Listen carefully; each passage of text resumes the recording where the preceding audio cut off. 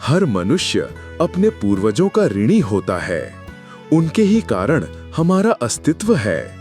पर क्या कभी आपने सोचा है कि पितृपक्ष क्यों मनाया जाता है? श्राद्ध और तर्पण का असली रहस्य क्या है? यही प्रश्न धर्मराज युधिष्ठिर ने भी भगवान श्री कृष्ण से किया था। और तब श्री कृष्ण ने सुनाई एक अद्भुत कथा, कथा कर्ण की, कथा श्राद्ध के महत्व की और कथा पितरों के आशीर्वाद की। आइए सुनते हैं श्री कृष्ण द्वारा सुनाई पितृपक्ष की महान कथा। महाभारत के समय की बात है, जब धर्मराज युधिष्ठिर अपने भाइयों और भगवान श्री कृष्ण के साथ विराजमान थे। उनके मन में एक प्रश्न था जो उन्हें बार बार उद्वेलित कर रहा था। हे माधव, सुना है कि पितृपक्ष का बड़ा महत्व है, परंतु ये पितरों का पक्ष क्यों कहलाता है? श्राद्ध और तर्पण करने से वास्तव में क्या होता है? क्या हमारे पितरों तक सचमुच ये अर्पण पहुंचता है? युधिष्ठिर के प्रश्न पर सभा में गहरा मौन छा गया। सभी ने अपनी दृष्टि श्री कृष्ण की ओर कर दी, क्योंकि इस रहस्य का उत्तर केवल वही दे सकते थे। धर्मराज, तुमने बहुत गंभीर प्रश्न किया है। श्राद्ध और तर्पण का संबंध केवल इस लोक से नहीं है, ये तो अदृश्य लोकों तक पहुंचने वाला दिव्य सेतु है। जब मनुष्य श्रद्धा से जल और अन्न का अर्पण करता है, तो वो सीधे अपने पितरों तक पहुंचता है।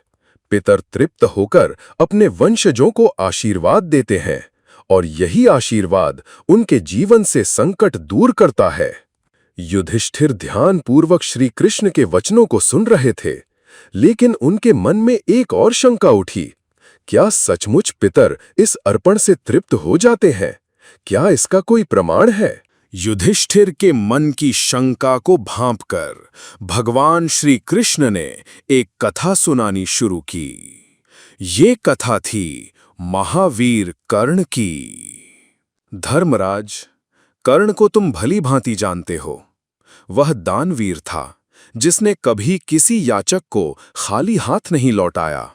सोना, रत्न, भूमि, यहां तक कि अपना कवच और कुंडल तक दान में दे दिया।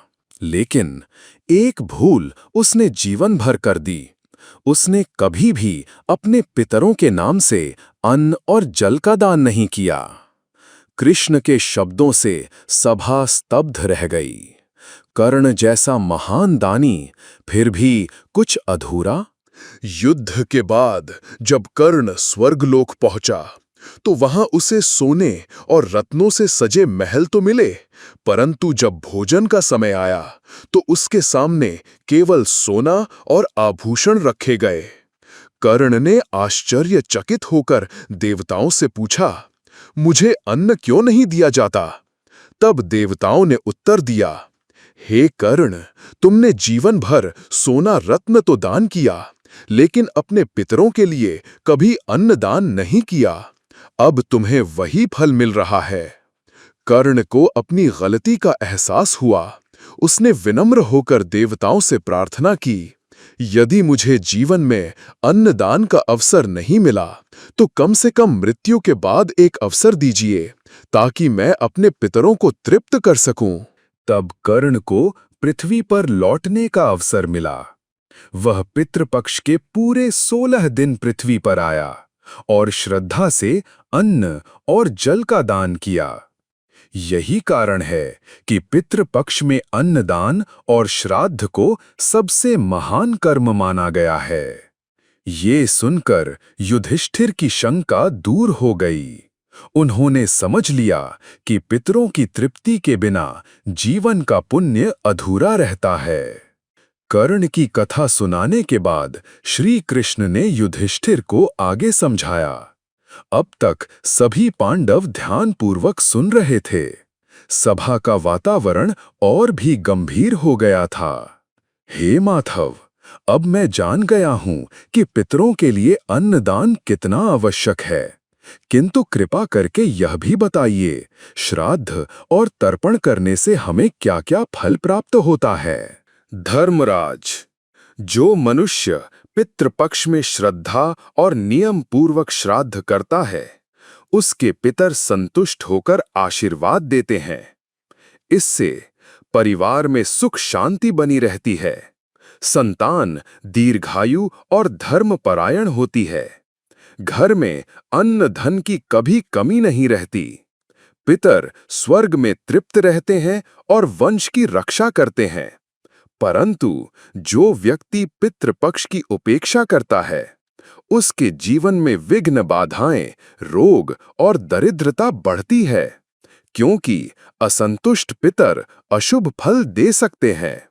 श्री कृष्ण के वचनों ने युधिष्ठिर ही नहीं बल्कि पूरी सभा को गहरे चिंतन में डाल दिया। सभी ने मन ही मन संकल्प किया कि वे पितरों का तर्पण अवश्य करेंगे। युधिष्ठिर, पितृपक्ष केवल एक कर्म कांड नहीं है, यह तो स्मरण है उस ऋण का जिसे हम अपने पूर्वजों से प्राप्त करते हैं। जो मनुष्य पितरों का श्राद्ध करता है, उसके जीवन में धर्म, अर्थ, काम और मोक्ष चारों पुरुषार्थ पूर्ण होते हैं।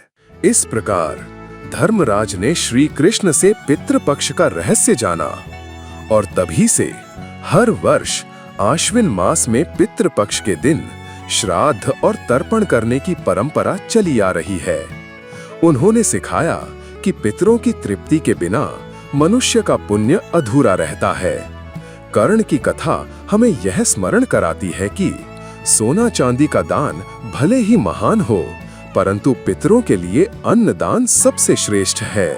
आज भी हर वर्ष पितृपक्ष में श्राद्ध और तर्पण इसी कारण किया जाता है, ताकि पितरों का आशीर्वाद हमें और हमारी संतति को मिलता रहे। याद रखिए, पितरों का आशीर्वाद ही जीवन को समृद्ध, शांत और सफल बनाता है।